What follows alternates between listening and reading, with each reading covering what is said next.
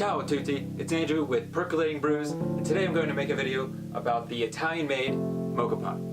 I was introduced to the Moka Pot in Italy during my time studying abroad and noticed it was a staple in many households. The taste from the Moka Pot is usually associated with bitterness because many users tend to use water temperatures that are too high. But maybe focusing on the quality of coffee and brew method can help people find a new respect for this device. Let's make a cup. First, you want to take the Moka Pot apart. There's a chamber to hold the coffee, and the water goes in the bottom here. I roasted this Monkey Espresso blend from Sweet Maria's last week, and just pre-ground the coffee for this video. The recommended grind size is just about that of table salt, or coarser than what you would use for espresso. Next, you want to use hot water, just off boil, in the bottom chamber. Fill it to just under the line of the valve. The advantage of starting with hot water is that the Moka Pot is on heat for less time and the ground coffee doesn't get as hot, which helps reduce the bitterness. Then, you can fill the chamber with the coffee, lightly tapping it to settle, but not tamping it like an espresso. Drop it into place. Use a towel to screw the two parts together since this will be hot.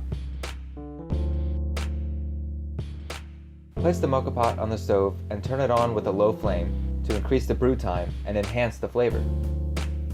I'm going to keep this lid open so we can keep an eye on how this is doing. The water will start to boil in the lower chamber and the pressure will push the coffee up into the top chamber, producing a nice caramel color at a slow trickle. You don't want this to happen too quickly though. If your coffee is bubbling, that means the heat is too high. Once it begins to gurgle and is of a lighter yellow honey color, remove the Moka Pot from the heat. To stop the extraction, it's recommended you run cold water over the base of the Moka Pot. The drop in temperature will cause the steam to condense and the pressure to disappear. Finally, pour your cup.